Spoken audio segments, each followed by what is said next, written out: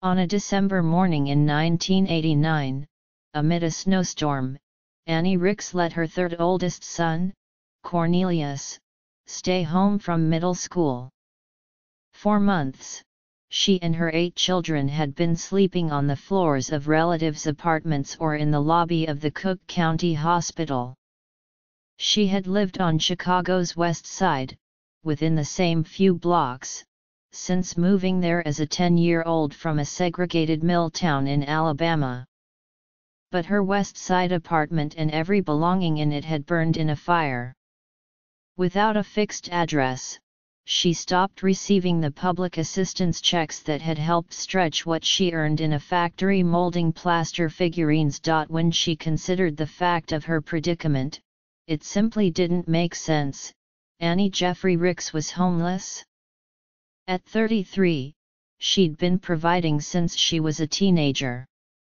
Her children were well fed and neatly dressed, their hair combed and cut and braided. The girls as well as the boys played basketball, and Ricks volunteered in their classrooms and attended their games. She had never before considered public housing and knew nothing of Cabrini Green's reputation that it had entered the pantheon of proper names of the scariest places in urban America. But she had put in an application and couldn't wait any longer. She told Cornelius they were going to get their apartment that day and walk the 7 miles to Cabrini Green in the snow. Ricks was shown a 15-story plain box of a high-rise, a giant filing cabinet with a facade the color of cigarette-stained teeth. The elevators were out of order, the stairwells dark. Built in stages beginning in the 1940s on Chicago's near North Side, Cabrini Green consisted of barracks-style row houses and 23 towers. When Ricks arrived, more than a third of the 3,600 units were vacant. The Chicago Housing Authority said it couldn't afford to do the repairs to ready them for occupancy, and not just at Cabrini. The CHA had a stock of 42,000 apartments, but the number in use had fallen to fewer than 33,000. The vacant fifth-floor apartment Ricks entered looked like a crypt. Plywood covered the windows. The kitchen cabinets dangled or were missing altogether. Ricks surveyed the surroundings, counting 4 bedrooms. There was a full bathroom on one side of the unit and a half-bath on the other. The front room was large enough for a dining table and a sofa, and it was connected to the kitchen, which, she checked, had a working stove and refrigerator. The ceilings were high, the walls made of seemingly indestructible cinder block. Ricks had freckles that wandered the bridge of her nose and reached her high cheekbones, which now sharpened to points as she smiled.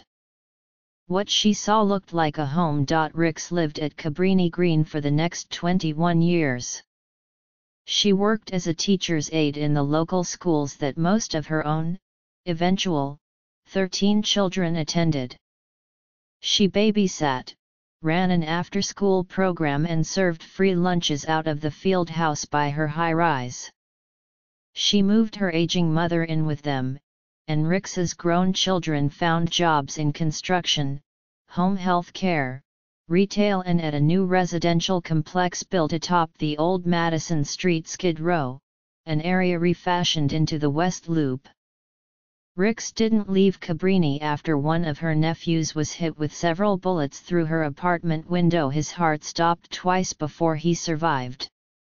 She stuck it out as the city demolished every other public housing high-rise in Chicago not reserved for the elderly, including all the towers at Cabrini Green save hers. After the start of this civic remodeling, in 1999, Mayor Richard M. Daley said that breaking up the severe concentrations of poverty of high-rise public housing would finally imbue long-neglected neighborhoods with vitality. The mostly black residents who lived there in social and economic isolation would be able to reap the rewards of the resurgent city. "I want to rebuild their souls," Daley declared. but Ricks believed her soul was doing all right on its own.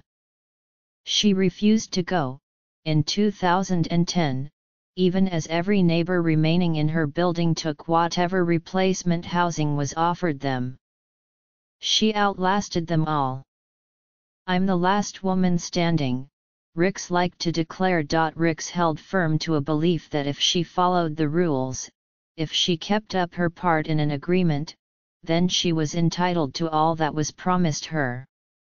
Her 3 youngest children, Reggie, Rose, and Raccoon, were still on her lease, along with 2 of her nearly 40 grandchildren. She wasn't in her apartment illegally, she contended. She paid her rent on time. No one caught her with drugs or guns. So how could the CHA just assign her a new unit? But the city took her to court, and a federal judge gave her 10 days to vacate the building. That was that. "I had to go," she conceded. "Either that or be homeless again." As it had the day she arrived at Cabrini Green, snow covered the ground on the December morning in 2010 that she left. A crowd of reporters jostled the last high-rise tenants of what had been the city's and the country's most well-known public housing project. "An inglorious end to an infamous era," as one news outlet put it.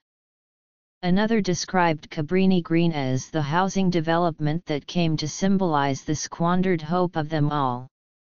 Deontay Ricks lugged a cardboard box filled with his mother's most prized possessions, the trophies he and his siblings had won for basketball tournaments and perfect attendance, and the one he was awarded for being valedictorian of the school that was still there, an empty field away. The Cabrini Green neighborhood, only a few blocks west of the ritzy Gold Coast, had a new library and police station, new shopping, and upscale housing. The school, too, had been renamed and given a makeover, and it now served only those students who tested in, ranking it among the best elementaries in Illinois. Rose, then 17, rolled a suitcase with a Route 66 sticker on it. "I've been here basically my whole life," she said. "Like it's hard leaving when you've got so much memories of it. You knew everyone. You felt safe." When the trophies were stowed and the furniture loaded onto a truck, Annie Ricks ducked into a sedan the same off-white color as her high-rise.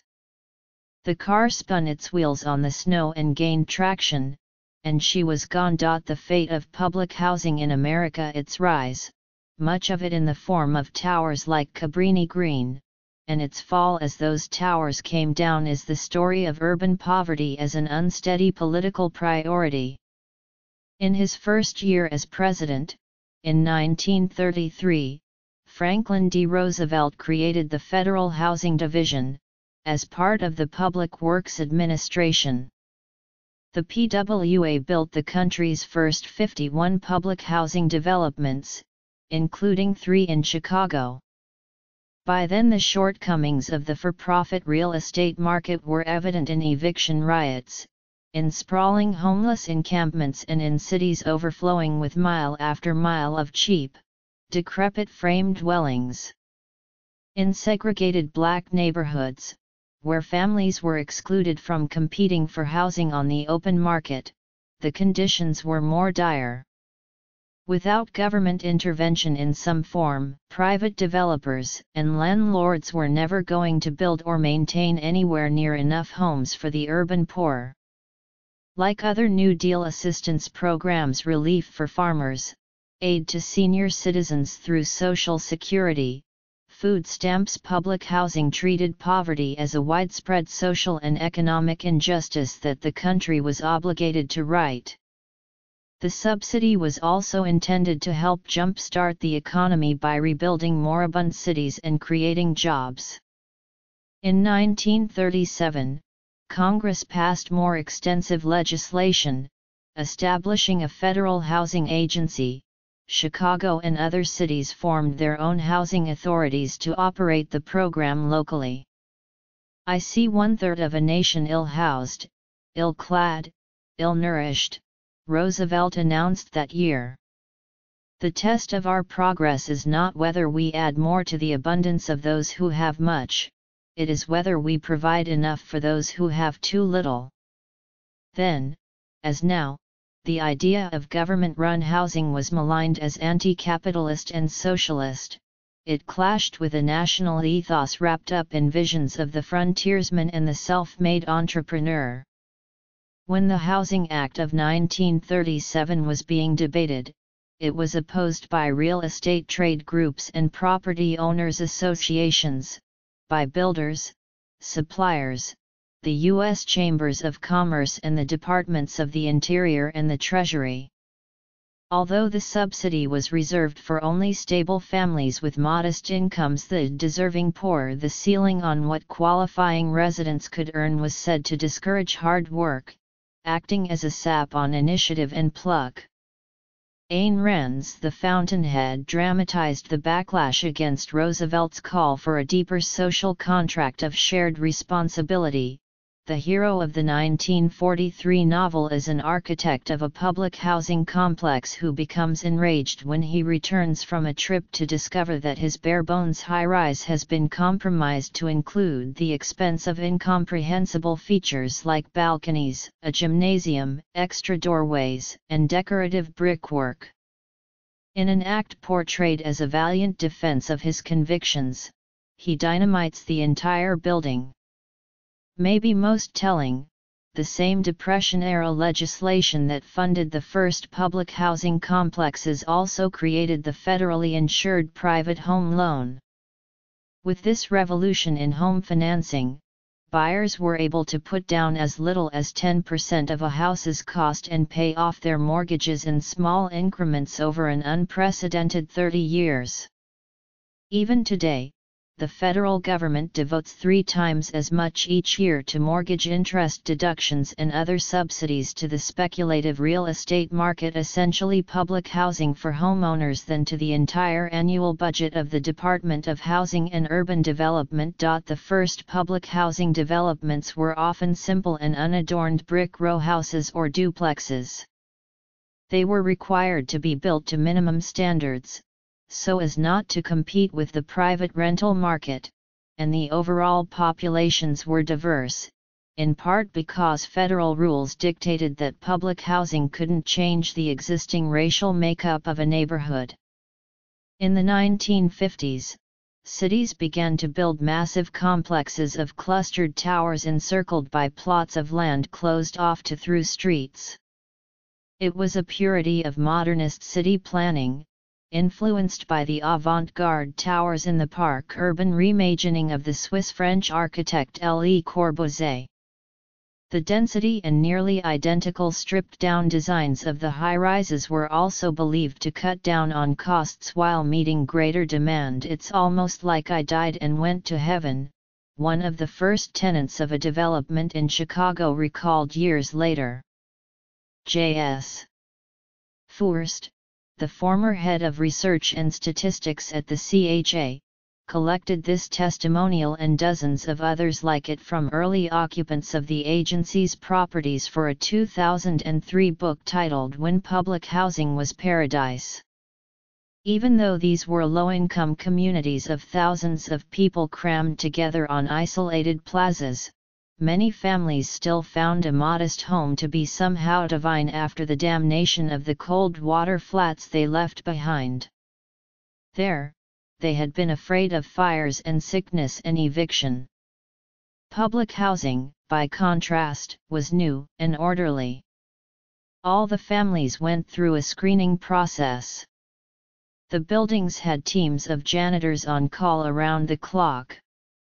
Groundskeepers maintained the gardens and lawns. There was a city agency responsible for answering calls. The C.H.A.'s first executive director, Elizabeth Wood, worried not that the new developments might be too large and come to define an area as low rent, but rather that they wouldn't be large enough to counteract the damaging effects of poverty and disrepair around them. If it is not bold, she said in 1945, the result will be a series of small projects, islands in a wilderness of slums beaten down by smoke, noise, and fumes. Across the entire country, a majority of public housing remained in low-rises. There were eventually more than 3,000 local authorities, most with fewer than 500 units. But large housing projects came to dominate urban landscapes and symbolize for many the unruliness and otherness of the inner city in decline. The towers in the park design was only ever partly to blame. In Chicago, as elsewhere, high-rise developments were built intentionally in neighborhoods that were already segregated racially, rather than apportioning the working poor across a number of areas and helping to diversify cities. Public housing had the effect of solidifying racial and economic boundaries in superblocks detached from the street grid, in towers of concrete and steel. Yet they were also perennially underfunded and perilously mismanaged. The developments were allowed to deteriorate as maintenance and repairs lagged. And as the broader fortunes of cities declined, diminishing populations and disappearing jobs, spiking poverty, and crime and drug use, public housing bore the worst of those effects. Soon, those same broad trends were used to justify abandoning the basic democratic idea of providing shelter for all. In 1972, when the 33 Pruitt-Ego Towers in St. Louis began to be imploded a mere 18 years after the complex fully opened, the televised image, with its mushrooming cloud of dust and debris, defined the popular notion of the public housing experiment. It needed to be destroyed. For other cities, demolition still remained a political and practical impossibility. In previous decades, when slums were cleared, those displaced were sent into public housing. Now where could tens of thousands of people from the projects be sent? But the aversion to social safety net programs only came to root more deeply in the American mainstream. After retaking Congress in 1994, Republicans said they planned to scrap the Federal Housing Agency entirely. President Clinton, promoting his cuts to the welfare system and proclaiming the era of big government is over, preemptively reorganized HUD. The agency promised to infuse market discipline into public housing. The anti-urban impulse that had sent middle-class families to the suburbs had reversed itself, and young professionals were flocking to city centers near their jobs and one another. In 1990, Chicago's population started to tick up for the first time in 40 years. The area surrounding Cabrini Green added 4,000 white residents during the previous decade, and vacant lots that had sold for $30,000 a few years earlier were being snapped up for 5 times that amount. As the fortunes of cities changed once again, public housing experienced a new pressure. HUD began to award municipalities tens of millions of dollars in grants to tear down their public housing high-rises and replace them with much smaller developments that mixed public housing families with higher-income renters and market-rate owners. Proposals to preserve some of the towers, filling in the cleared land around them with a variety of housing types, were rejected. Many low-rise developments in rejuvenating areas were targeted as well. A majority of the relocated public housing residents were given Section 8 vouchers to rent from landlords in the private market. Nationwide, 250,000 public housing units have been demolished since the 1990s.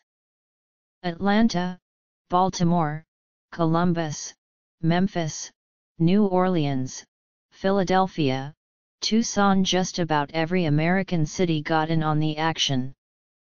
But no city knocked down as many as Chicago. The CHA moved Annie Ricks 6 miles away, to Chicago's south side, into Wentworth Gardens, a low-rise public housing development built just after World War II.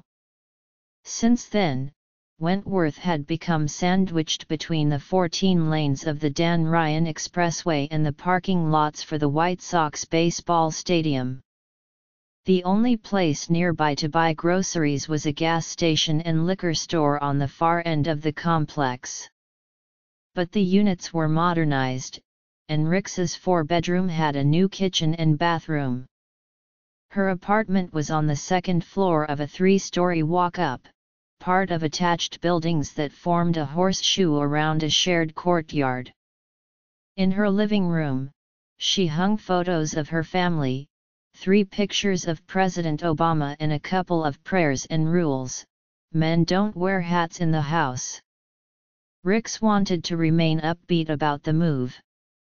But when violence broke out at her new home, the longtime Wentworth residents said it was the fault of the newcomers, the outsiders from Cabrini Green, a number of whom had been moved there. An elderly woman announced for Rose to hear that she didn't like the Cabrini people and wanted them gone. When Reggie and Raccoon tried to play basketball at the courts beside their apartment, the guys there threw elbows and fists, trying to turn the game into a brawl. A group of boys jumped Reggie in the courtyard. Other former Cabrini residents who ended up there had guns pulled on them. "People at Wentworth think you're stepping on their turf," Rix said. "This is not your turf. This is C.H.A.'s turf. You can't run me from my home. Because I do pay rent." She often made the trip to visit her friends at the remaining strip of row houses at Cabrini Green. She went to the jazz concerts held in the nearby park.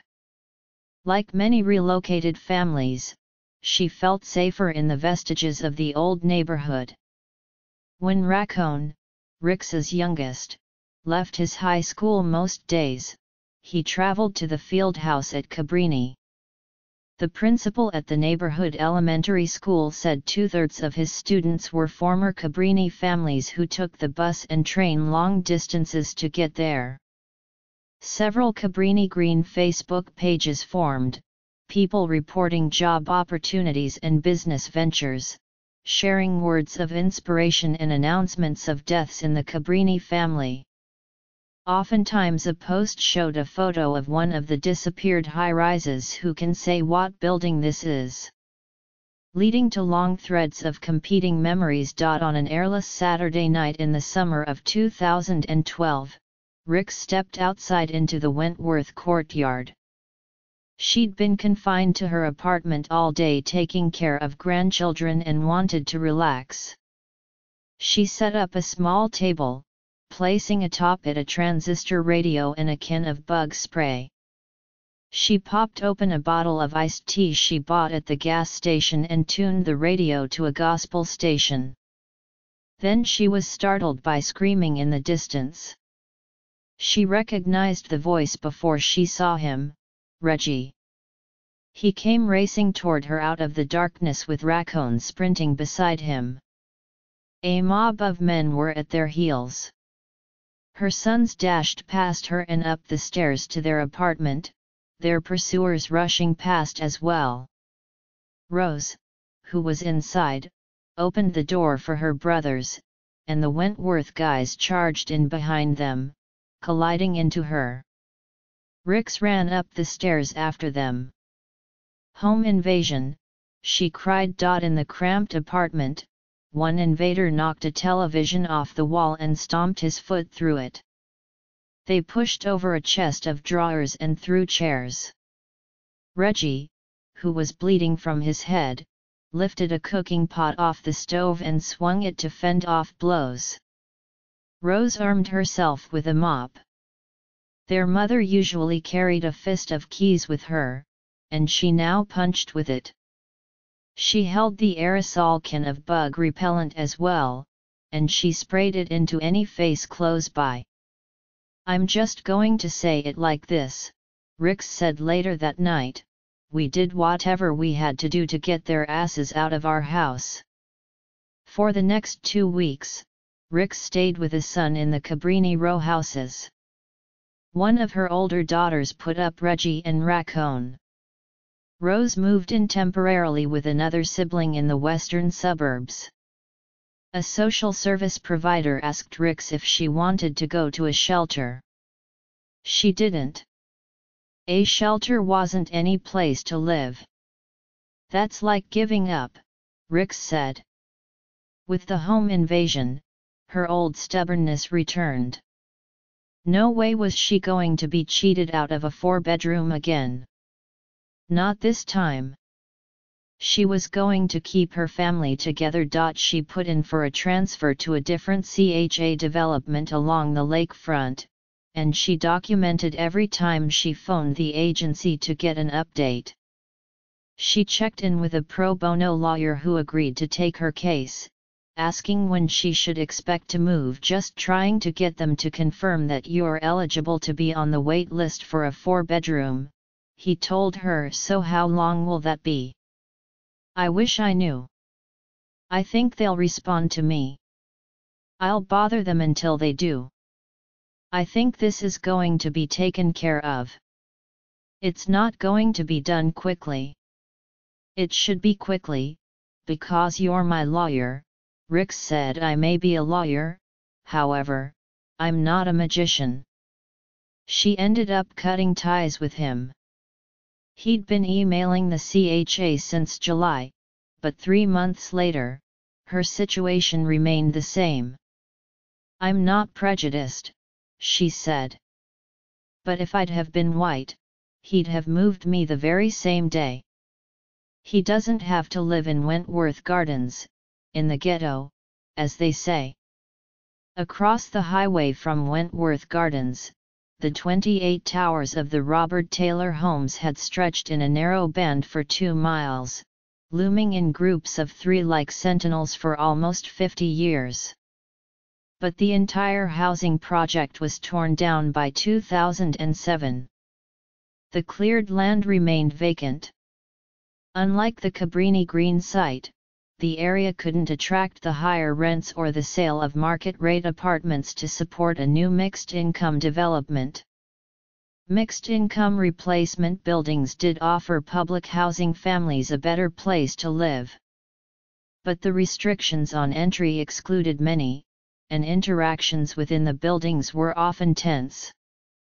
Most of all, the blended populations and low densities, as well as the crash of the housing market, which put a halt to most construction, meant they met just a small percentage of the need. In Chicago today, fewer than 3,000 public housing families live in one of the mixed-income complexes. Many more families were like the Rixes, people who went from rundown public housing to rehabbed public housing, albeit still in areas of concentrated poverty. The same proved true for those who moved with a voucher. The CHA currently oversees 16,000 units of occupied public housing, more than a third of which are designated for the elderly, and 47,000 vouchers in the private market. The combination of the two exceeds what the agency's total supply of housing was in the 90s. Nationally, the number of families using a Section 8 rent subsidy has doubled over the last 25 years, to 2.3 million. In theory, a voucher gives a family the choice to live anywhere. But the rents the federal government pays to Section 8 landlords are generally not enough for a home in a diverse neighborhood with strong schools and low crime. Most landlords taking vouchers aren't in opportunity areas but in poor and racially isolated ones, not so different from the raised government-run high-rises. In 2003, an independent monitor of the C.H.A.'s first years of relocations offered a bleak assessment. The result has been that the vertical ghettos from which the families are being moved are being replaced with horizontal ghettos, located in well-defined, highly segregated neighborhoods. The families that were dispersed from Chicago's demolished public housing have been blamed for the city's recent surge in gun violence, as well as for crime in the suburbs, the greater Midwest and even parts of the South. Several studies have shown that CHA residents did not spread disorder wherever they settled, as if they carried an infectious disease. But these families were moved primarily to areas of Chicago that were already hollowed out of population, schools, occupied homes, jobs, and resources.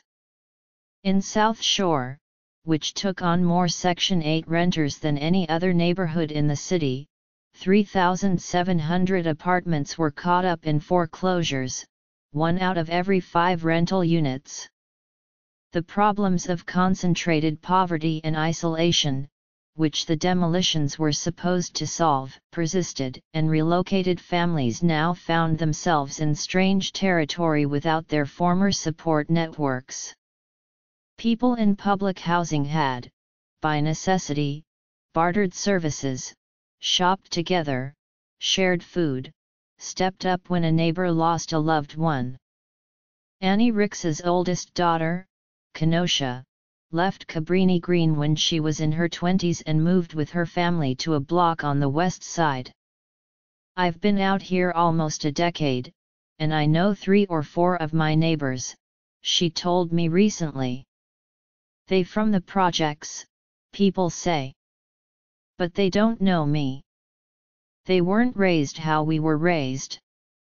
We were raised to stick together. If you're a neighbor, you let the next neighbor know what's going on. They don't do that out here."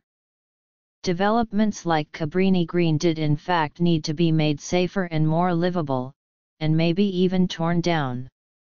But the public had an obligation as well to ensure that those who lived there didn't lose out when the high-rises were replaced. Virtually no new public housing has been built in the country in decades. There's still a stock of over 1 million units nationwide, down from a peak of 1.4 million. Much of it is at risk. A HUD-commissioned study in 2010 found a $26 billion backlog in repair and maintenance needs, a figure estimated to have ballooned since then to more than $50 billion. Each year, some 10,000 to 15,000 units are lost solely because of neglect. The New York City Housing Authority had long avoided the failings that troubled authorities in other big cities. Towers in New York are the norm, maintenance and management remain strong, and high demand for housing allowed for renters with a greater range of incomes. But the city's 2,500 buildings, home to 400,000 New Yorkers, now need $17 billion in unmet repairs. The problem is often worse in small cities and less urban areas, because there is no other supply of low-income rentals once dilapidated public housing is shuttered. HUD, rather than trying to replenish its dangerously insufficient capital fund, submitted a 2018 budget that would slash it by another 2/3. All of this comes amid an affordable housing crisis that is as urgent as it is unheeded. Today, only 1 of every 5 families poor enough to qualify for a housing subsidy actually receives one. A quarter of all renters nationwide pay more than half their income in rent. Families are forced to make harmful choices between rent and food, doctor's visits, and education costs. In their search for what public housing agencies had promised as the minimal requirement of a decent, safe, and sanitary home, the poor have been pushed farther from the economic activity and opportunities of city centers. The current head of the Chicago Housing Authority, Eugene Jones, Jr., has envisioned a remedy, albeit an unlikely one, coming in the form of an infrastructure bill that would fully fund housing assistance, coupling the subsidy with the wraparound services, health care, daycare, job training, and transportation that residents need to thrive. "I'm not a Republican, but we're trying to transform our residents out of public and assisted housing," Jones said. "The end game is that you're moving off subsistence. It's a noble goal. But there simply is no adequate supply of housing at that next step up. In 2014, when the CHA opened a lottery just to make it onto the waiting list for either a voucher or public housing unit, 280,000 families entered their names, a quarter of all the households in Chicago. Around the old Cabrini Green and other expensive urban real estate markets, close-cropped towers are again being built. These are high-end private developments, although they occasionally set aside a number of subsidized apartments for an allotted period of time in exchange for tax breaks and building rights. The common sentiment is that the people who can afford the luxury high-rises have created their own good fortune. The generous government benefits they receive are rightfully earned.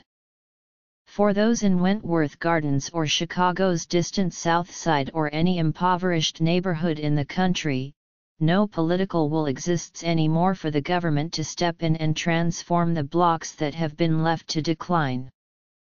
Affordable housing advocates are by no means pushing for a return to large public housing high-rise developments, but some have noted that a few towers mixed in here and there with the luxury condos wouldn't stand out. There are calls to again mobilize the country's resources. The Bipartisan Policy Center has endorsed a universal voucher program that would guarantee rental assistance to the country's 11.4 million extremely low-income households.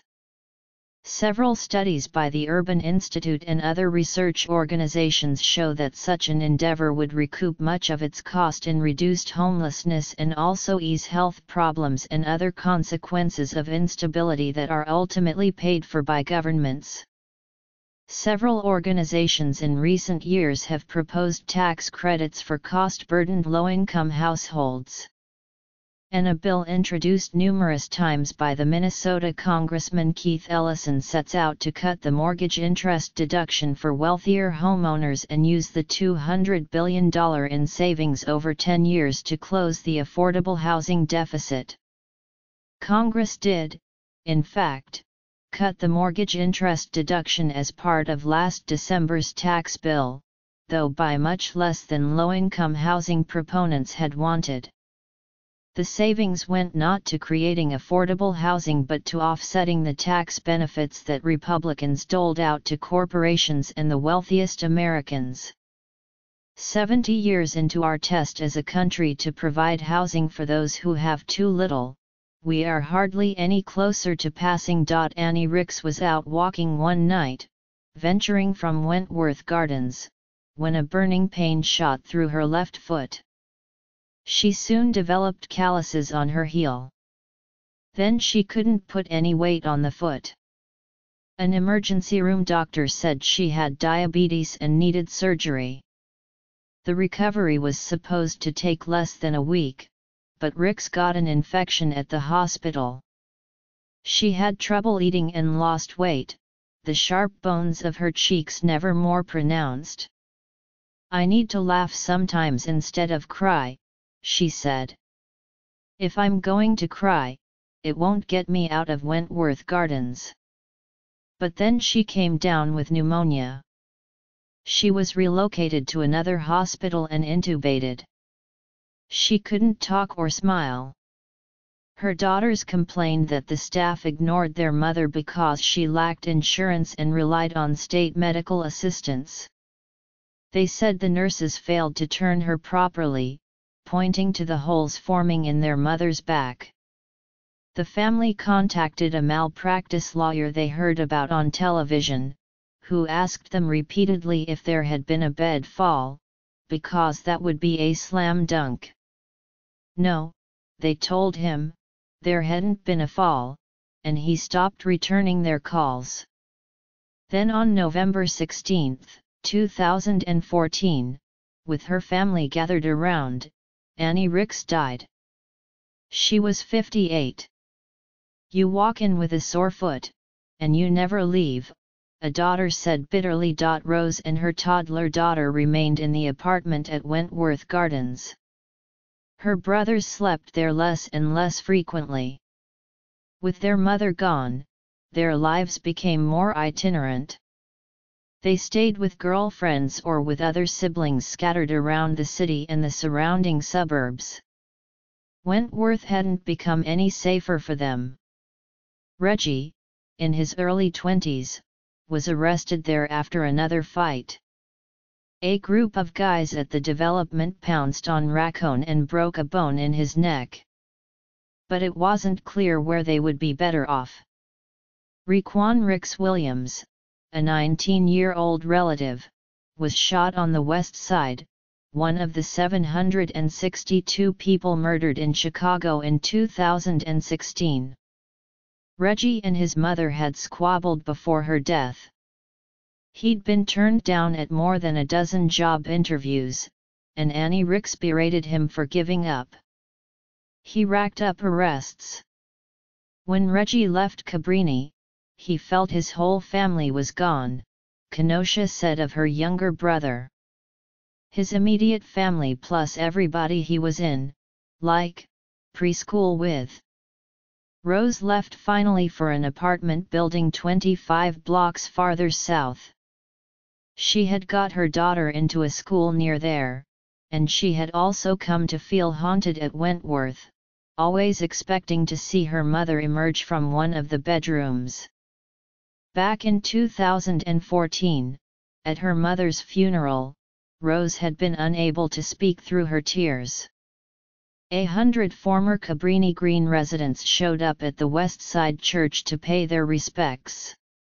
Rose's siblings talked about their mother's stubbornness, her determination to provide for them, what she didn't have, she made sure we had it, one said. Reggie said he didn't care that he had a terrible singing voice, and he started in on an R. Kelly song, "Dear Mama, you wouldn't believe what I'm going through / but still I got my head up just like I promised you." Kenton, Ricks's fourth of 9 sons, said they all learned from her example. "Be strong, take care of the kids, take care of family," he repeated. She made them all better people. She'd do anything for anybody, he said. She was just love.